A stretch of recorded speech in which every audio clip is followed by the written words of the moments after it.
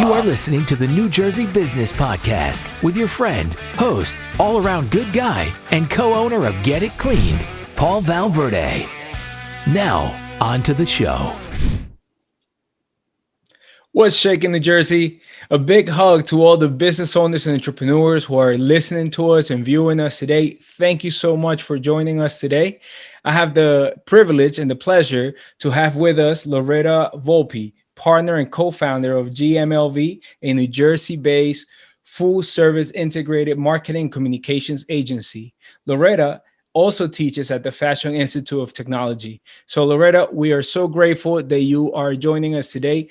Thank you so much for being with us. Well, thank you, Paul, for this opportunity. I love to speak to people about my business and a career path and give advice as a professor. I'm always talking to groups about that. So thank you for this opportunity.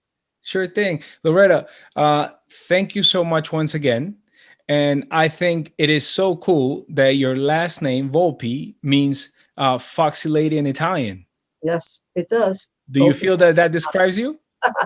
I actually do. I think when you own a business, you have to be a little cunning like a fox. Yes, You have to be pretty quick like a fox, right? So I think that all of those fit well with what we do here at GMLV and what I do in the classroom with students as well. So I think it marries the two together. So yeah. Certainly have to be witty. Right. Lottera, I'd like to start by asking you to please share about yourself. Anything you want to share with our audience about who Lottera Volpe is. Okay. Well, the first thing is I'm a very proud mother of 3 boys. And I have a 30-year-old. I know I look too young for that. No, 30-year-old, 28, and a 14-year-old who's about to graduate middle school. Nice. And being a working mom and owning a company is lots of challenges. But I think it's made me stronger because I'm able to work both in the company and work at home and also teach, right? So it's well-rounded and it's a balance. And I think that my children have gotten a lot out of it, seeing me working and being able to do multitasking. I think that's an important lesson for them. So that's my most important thing that I do. You know, I'm glad you brought that up. I think it's so important as business owners that we balance the different components of our lives, including those who are most important to us, and also the things such as our businesses that are also crucial to us. Would you mind sharing a little bit more about what skills you develop or techniques you use to help you balance that as best as you could? Yeah, I think it's having a great support system. I think anyone who says they can do it all is not telling the truth, because you can't do it all unless you have a good support system. I've had great caregivers for my children. I have great staff that I've worked with over the years that help me. I don't think we can ever say we do it alone. It's a team effort, and you have to treat your team very well and make them understand that you value them as that team member, because it doesn't happen by a one-person show. I think that's important. I also think growing up Italian in Brooklyn, if you can't tell my Brooklyn accent, right? I think I was very street smart, and I think that really helped me. I think navigating the marketing scene, especially today, you have to understand people. You have to be a good observer of behavior. And I think that's worked very well for me in terms of being a little bit more streetwise and kind of just listening and looking, as opposed to always long time for about 8 years. So I've worked with some wonderful, talented, creative people. And I think that's another strength that I have. So Lottera, where in your path do you decide to go into the marketing industry? Well, from the very beginning. I was part of the American Advertising Federation college chapter when I was a junior and senior in college. I went to Bernard Baruch, City University girl, undergraduate, graduate, and even went a little bit for a doctorate. I just loved it. I loved the business and the creativity of marketing and advertising. it had both together. It's a science and an art. So for me, it started very young. I was, as I said, a junior and senior in college. And then I just continued on that path. I've done a lot of different things, though. I was a copywriter, media planning, account manager. We now own a casting company, which I also did in my past. So I've been very, very lucky and being able to work in a lot of different disciplines in the marketing research, which we do a lot of here, understanding the consumer behavior. So I think that's being a well-rounded business owner. Certainly. Will you say that over the years, the changes that you've seen in the marketing industry have been changes that are, like, say, the different media outlets change, but the essence of marketing does not change, or the goal of marketing does not change? Or do you believe that the goal changes also over time? No, I think that marketing fits the needs of the consumer. Whether you're talking about a hard product or a service, you want to know what that consumer needs, not necessarily what they want, although that's it too with luxury goods, but it's what they need. That hasn't changed. How you deliver the messaging has changed a lot. We've moved into a digital society, 8 seconds or less, you got to get your message out there. The channels have changed, instead of the ABC, CBS, NBC, the three biggies, you have multiple channels now, but the essence of what we do hasn't changed. Trying to create a goods and services market, having two people win a good negotiation, those things haven't changed. The strategy hasn't changed. How we deliver the strategy has changed. So the strategy hasn't changed, the tactics Correct. have changed. Right, correct. Right. Nice. Loretta, and can you tell me a little about how GMLV came about? Sure. And it doesn't stand for Lottera Volpe. A lot of think GMLV stands for Lottera Volpe. It does not. It stands for Global Marketing with a Local Vision. And I have a wonderful partner, Raymond Levy, this is our second tour of duty together as partners. I was working at a large WPP advertising agency, and I went to go adopt my two first sons are biological sons. My last is adopted from Kazakhstan, and I gave up the big executive job when I went to go get my son. And then I missed working in the industry, and my clients came to me and said, "We'd love to come with you if you start up again." Hence started GMLV. I called my partner who was developing the Prudential Center in Newark. He helped to build that. And I said, "You want to go at it again as partners?" And he said, "Yeah, let's do it." And we started GMLV with clients already in-house that wanted to work with us. And we have some long-term clients for 18 years that I've been with. And it's very exciting. They've stuck with us all these years. So. I'm intrigued about the name, Global Marketing with Local Vision. Correct. I really like it. I would like to hear a little bit about the meaning behind that phrase. Sure. I've worked on a lot of global businesses. So we take the same strategy and apply it to the local vision. So if we're working for Barnes & Noble, which is one of our clients, for example, what's happening in that neighborhood that we want to tap into to get someone to come to one of our book signings? I launched Diet Coke back in the day. I was involved with the media planning and operations of launching that, right? Well, how do you take the strength of what's happening around the globe and apply it to your neighborhood? Look, ethnicity is so important today, understanding all of the various groups that have come here. We are still a melting pot, and understanding each one individually is so important. And that's global marketing and taking it right into your state, your city, your region, and knowing how to work it together. And that's what global marketing with a local vision stands for. So I really do appreciate that. I really do like that. Can you tell me what would be the process a client will go through from the first time they reach out to you, interested about your services? Mm-hmm. What will be the process they go through? Okay. I had that happen today, so I can tell you what happened today. Someone will either call us or is referred to us, and they'll call and want an introduction. And I'll talk to them about their product or service, tell them a little bit about us, what our mission is, how we approach business in the process, and how we can understand their particular target audience. And we'll have a dialogue back and forth. You know, at the end of the day, we're all people, okay? And you have to get along, and they have to feel that they can work with you. Advertising is a partnership, you know, and you have a lot of back and forth, whether it's creative or media or marketing. So you have to feel like you can work with somebody.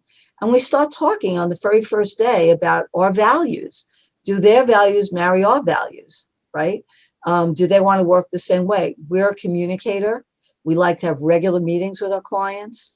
So we'll onboard them in terms of looking at what they need for their client or service, right? What do they need to do? Launch a new product, go against competition, open a store. What do they need? And how can we best serve them?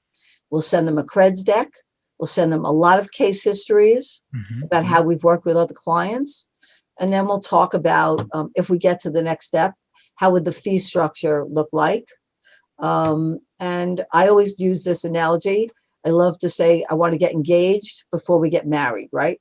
We can try it out, have a trial run, and see how we work together. And that's been our mantra over the 14 years or so that we've been in business, and it's worked for us very successfully.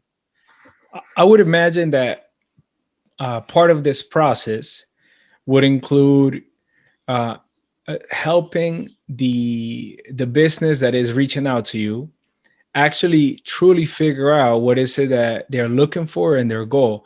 I would assume that you being well trained and well rounded in the topic of marketing will have a better understanding of how to pinpoint exactly because sometimes we think we want something, we don't know how to put it into words. We're very broad, very general, and trying to be specific at the same time. And we need someone who has a knowledge to kind of clear that up a little bit and fine tune it. Do you find yourself doing that with your clients? A lot. And I also am very honest. I'm not going to take someone's money if I don't think it's going to be worth it for them. I've had people call me up and say, listen, I have whatever the number is, $10,000, and I want to do A, B, and C. And I'll say, you know what? Keep your money. Don't do it. It's not going to work. Or they say, I want to do a regional business. I'll say, nope. You can test this in a couple of local markets, but you can't go regionally or national with it. Or remember, we do all channels. We do public relations, direct marketing, event marketing. I may say to a client, try PR versus advertising because it's going to be less costly for you, and that channel can work a little bit better. So I try to make them understand what is their goal, how are they going to be able to accomplish it, and maybe break it down into smaller pieces. Into smaller pieces. We want to guide our clients, we want to help them understand. There's a lot of people out there that will try to sell you something. I'm not in the business of selling. I'm in the business of being your partner. If you grow, we grow. And I'll turn down business if I think the client is unreasonable and I know I can't help them. I'll say, go to somebody else because I'm not just going to take your money. So for our listeners and viewers that heard you say that sometimes you would refer them to a public relations expert as opposed to... I do public relations as well. You do public relations as well. So you would tell them you'll be better served by receiving public relations services as opposed to marketing services. Will you please contrast or distinguish one from the other? Sure. So when I say PR, it's also under the marketing umbrella, but versus advertising, right? So PR is when we'll send out press releases, we'll help create dialogues, we'll help get them speaking engagements, we'll do social media for them. But you're not going to do advertising. You're not going to be on television. You're not going to be in print. You're not going to be on digital in addition to social, right? It's a different way to approach the business. It's letting the media talk about you, influencer marketing, right? Letting someone else talk about you as opposed to you creating a big advertising campaign. Also, something else I've gotten clients to do a lot more of is direct mail. Direct mail is not dead, okay? Direct mail is back alive today. And there's a way to use it and really get results. For a long time, people direct marketing were like, no, no, no, I don't want to do direct mail. But it's back, okay? So you have to look at all of it, all of the channels that are going to touch you as a consumer and see what's the most appropriate one. And it's not a cookie. I never do anything as a cookie cutter. I always want to look at somebody and make specific recommendations. We don't do cookie cutter anything. Every person, every client is different in what they need to do. And that's how we approach the business. And they will receive a customized, tailor fit plan of action. That's right. That's right. When you say that direct mail is not dead, I would think that that it varies, not just direct mail, but every different technique to reach the consumer. I guess it varies depending on the goal, who's the target audience. That's right. It might also even be influenced by the geographical area where they are located. Just a quick a quick side note, a little experience I had. In one area, at one point, I was advertising for a job opening, and using the newspaper was very responsive. It was the best way to advertise in that particular area. Right. And then in a different area, I tried using the same approach, and I got zero response. However, using online advertising in that area worked very well. And so what I realized is that basically what you just said is there isn't one cookie cutter approach to everything. It varies, and you guys are the experts that would know. In other words, we will have to try and fail to figure it out. You already know the answer. You already have the map to be able to go from point A to point B, right? And the other thing about GMLV, we've worked on so many diverse pieces of business. Car accounts, packaged goods, fashion, music. Lots of different pieces of business. So we hit the ground running in most cases. And also it's understanding the demographics as well as the psychographics, as well as the geography. Okay. Yeah, but I'll give you one quick story if I can. I used to be as you can see, I used to be in hair coloring for a long time. And we used to talk about that woman whose hair goes gray. And demographically, she may both be two women, maybe 35 years old. One starts going gray and says, oh my God, I don't want anyone to know. Just use the same color and cover it up. That other woman, the same woman, demographically says, oh my God, I'm now gray. I'm going to use that to make my hair red as opposed to brown, right? Same demographics, very different psychographics. Yeah, and you have to really, if you're a good marketer, understand that. We do a lot of focus groups here. I speak to my consumers, not only quantitatively, but qualitatively. Understand their shopping habits. Not everybody buys online. A lot of people do, but some people still like the brick and mortar experience. Yep. How often do they shop for that product, right? So you really got to get down in deep. And I'm a researcher by trade. I think research is so important to find the right message and medium to deliver to your customers. So. Yes, I hear what you're saying, and I never thought about psychographics. I never heard that word before, but it makes total sense. So you having the experience, having the focus group, having conducted the research, will have an advantage in helping your customers in reaching their targeted audience. Correct. Better. So do you usually work with companies that are already established and just looking to take things to the next level, or do you also work with startup companies that are looking to launch but haven't even reached that point yet? I'm not really sure. Paul, could you repeat that? Sure. Question? Yeah. So I'm wondering if your clients are usually well-established companies Mhm. or buildings, or I'm sorry, or businesses who are looking to expand, perhaps, or do you get startups, people who are starting from scratch and looking to just get their foot in the door in terms of the market? Both. We love to work with established clients. We also work with much smaller entrepreneurial companies. We're an entrepreneurial company ourselves, so I love that entrepreneur spirit. So someone that's starting out, we love to work with them and bring them down the process to grow their business. We also do help with sales promotion. Remember, I'm a college professor. I teach all of this, right? Yeah. So I have another Yeah. advantage to what I do. Yeah. So we don't really care. And we own our own company.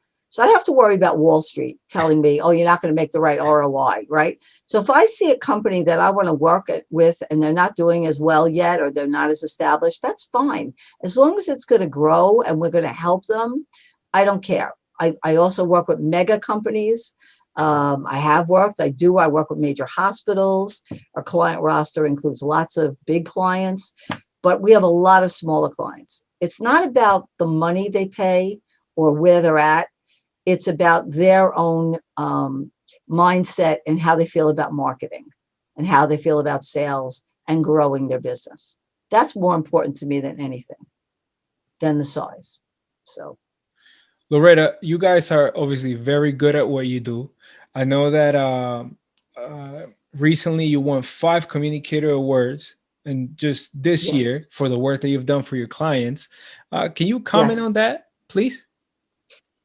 Yeah, we're very proud of that. And I'll use those clients, diversity, right? One is a major hospital group, and one is one of the oldest wedding venues in New Jersey, the Crystal Plaza. And we won communication awards, right? And why did we win them? Because again, we did something a little bit different to stand out. There's a lot of hospital marketing out there today. It's one of the fastest growing sectors. But again, we approach it from base research, but also understanding what the consumer needs and wants, right? And trying to pull it all together. I use this analogy. Anybody could bake a cake, Paul. We put the icing on it and sell it. Lots of companies bake the cake, right? They all have the ingredients, they know how to do it. But to be able to decorate it and get it out the door is much more important. And that's what our differentiation is. I mean, 5 creative awards in one year, I think is pretty good in a lot of different areas. So I think that speaks volumes to what we do as a company. And we're also nice to work with, I can't stress that enough. I think that we're in a fun industry, a growing industry.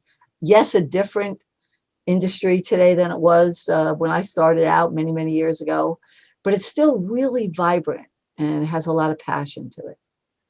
I'd like to comment on what you just said about being very, very pleasant to work with. The staff that I've been in touch with from GMLV have been extremely pleasant, extremely polite, extremely responsive, nothing but good things to say. And I think that may be connected to something you even mentioned before when going through the process of getting to know a client, which is making sure that the values match. I would assume that you use the same criteria in picking your team, making sure that they Yeah, represent the values that you guys hold. Would you mind sharing a little bit about the values of GMLV? sure. Um, there is no idea. There is no such thing as a bad idea. Everyone has an equal part. I own the company. I still go get coffee for everybody else. I'll do windows. There is no hierarchy here. We all respect each other, and that's an important value. I don't care if you went to Harvard. I don't care if you went to a community college, right? It's all the same. You care about your business acumen. And that's a value I want to see. I love hiring people who've been a waitress or have been on the floor working, right? Because they know how to deal with people. You have to be able to handle the crisis. Look, not all clients are great. They're not going to love everything you do. And you have to be able to handle that and understand they're not yelling at you, or they're not saying you're a bad person. They might not like the work you created. So you have to have what I like to call thick skin, and those are important values, to know yourself and to want to have fun. I want to have people that work with me. That's my most biggest thing. Do you enjoy life? Do you feel the glass is half full? I do. And I want people around me that do too. There's a lot of problems out there in the world, but if we can at least smile every day or try to find something positive, and I'm not, anyone who knows me, guys, you can go out there and ask about me. Everyone will tell you that. I'm not just saying this. It's important to feel good about what you do every day and want to be here every day. And that's the values I want here, to deal with my clients, to deal with other people that we engage with, is to always have a smile. Look, you're going to have a bad day. Everyone's going to have a bad day. Just don't take it to work all the time. We're here to help you. We're good listeners. It's a family. And I really mean that. I really mean that. So I hope that helps. But. Oh, it certainly does. I went through an exercise some years ago about trying to identify your core values. They had a process through which you will find them. I realized that once I was able to identify my core values, it made a lot of sense why certain people just kind of were repelled and other people were brought closer because we had matching core values. And so hearing you talk about it, I feel that we have matching core values. Values are important, Paul. I Yes. think that, if you don't have the right values, it's not going to work. It's not going to work at the end of the day. Yeah. And I feel the way about my clients too. Yeah. Oh, certainly. It's just your clients as well as your staff. Loretta, I would like to ask you to. Yeah, go ahead, Paul. I would like to ask you to please share perhaps some of the challenges you face, perhaps with GMLV as a business owner, as a founder, as a partner. Some of the things that you've ran into. Will you please? Well, look, COVID unto itself was a massive challenge for us. Okay. Matter of fact, what we did is we had a huge 7,000 square foot space in Newark. We owned a building. We sold that building, and we opened now 4 or 5 smaller offices near where our employees live. Okay. That was our point of differentiation. But it's a challenge. Some people were more nervous than others. Some people had different family dynamics during COVID. Some people wanted to be in the office. Some people didn't want to be in the office. How do you put that together? That was really hard. Also, another challenge when you're a business owner and you've been in business for, over decades or a couple decade here and there. How do you keep the business fresh? My partner and I have been together for a long time. I'm kind of like his work wife, right? His wife doesn't like me to say that. No, kidding. But that's a challenge too. How do you find good people? That's a big challenge today. How do you find people that want to work, right? That want to be in the office every day, right? If everyone else is remote and you're having people come in on a hybrid schedule, that's tough. And that's been a challenge for us. Losing an account, no fault of your own, they decide to go somewhere else. How do you keep people's spirits up? That's another issue, right? How do you keep people motivated when things around you are kind of falling apart a little bit? And that's a hard challenge. Yes, certainly. As a business owner, as the leader, keeping morale. Yeah. It's certainly, I guess, a lot of the energy and focus goes into maintaining your team at best in the best capacity to be able to. Right. To keep it going. The other challenge I want to say that many businesses have, all types of businesses, the balance between retaining current clients and developing new clients. And how do you put that balance into play? Because you don't want your existing clients to feel like you're not spending a lot of time with them, but yet you want to fill the funnel with new clients. So you have to put your energies there as well. And that I think is a pretty big challenge too. Yes. So I understand that as business owners, you have your employee funnel or talent attraction, your customer funnels, your client attraction, Right, and also building culture, which is kind of what we were discussing about keeping up morale, etc. right. Right. Um, Loretta, I'd like to ask you to please share a little bit more about the casting Sure. agency that you guys recently acquired. Yeah. So we have one of the things that we were missing, and I had done casting many years ago, was yes, we're doing the messaging, from a content. We do a lot of content creation here, right? And yes, we were doing advertising and visuals, right? And I said, you know what? I want to bring the casting back in. I want to hire the models for my clients. And we do a lot of diversity. We just did the Ulta Beauty. That was ours that came out. Nice. And, we're very much a diversified company here, especially on our casting.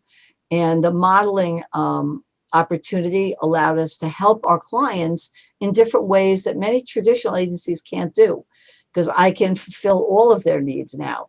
They need, we just did a shoot with 70 babies, and I had to go out and cast for 70 little ones, right? Or you want diversified models, gender fluid, let's say, for example. We had to do that, right? So it's another service that we love to bring to the table for our clients, and people hire us just for casting. We've worked with a lot of diversified. Orbe Hair Care is one of our clients, and we feel very strongly about that, and treating models well.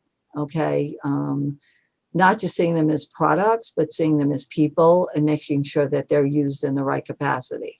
So the casting business has been one that we enjoy and have worked well with in helping our clients, all of our clients, offering that service. So That really makes you a full service integrated marketing and communications agency because you guys covered everything. yes, we do. Yeah. Yes, we do. Loretta, I'm going to ask you to please speak to our listeners and viewers who are business owners, who are entrepreneurs, who may be right now looking to find the services that you provide. Will you please tell them, perhaps give them a word of advice and how they can reach you? I will also link all your information in the description of this episode, but will you please do that? Sure. Listen, I would love to talk to anyone. And please, please, please, no budget is too small. No client is too out there. Okay. We really want to help our community, whether you're a local business or going national. We really are nice people to work with and have case studies. You can reach out to me, Lottera Volpe. It's lvolpe at gmlv.co. CO. I always have to say that. Our phone number here is 973-848-1100. We have offices in Montclair, New Jersey. I have an office in New York City and Manhattan.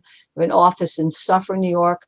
And we have an office in Eatontown, which is down by Asbury Park. So we have 4 different locations. We'd love to talk to anybody who needs help. And again, even if you want to call and say, hey, can you do some press releases for me? Call me, let me talk to you. Or we're thinking about doing some small advertising campaign. I only have this amount of money. What do you think? We're here to help you. That's what it's all about. And everyone that works for me has the same values as I do. We all want to just help. We love what we do. And I'm very proud of that. We love what we do. And when you love what you do, you want to spread it. And that's what I'd like to do with you. Thank you so much, Loretta. No problem. Thank you, Paul. It's my pleasure. There you have it, folks. Lottera Volpe, partner and co-founder of GMLV. Please reach out to her. I will make sure to link all your information in the description of the podcast, as well as our YouTube channel and other social media. Thank you so much. Thank you again for the opportunity. Thanks for tuning in to today's show. If you or someone you know would like to be a guest on the show, go to NewJerseyBusinessPodcast.com. That's NewJerseyBusinessPodcast.com. We can't wait to hear from you and your business. You can also visit our website to learn about sponsorship opportunities and how to qualify for a complimentary gift. Thanks again for listening to the New Jersey Business Podcast.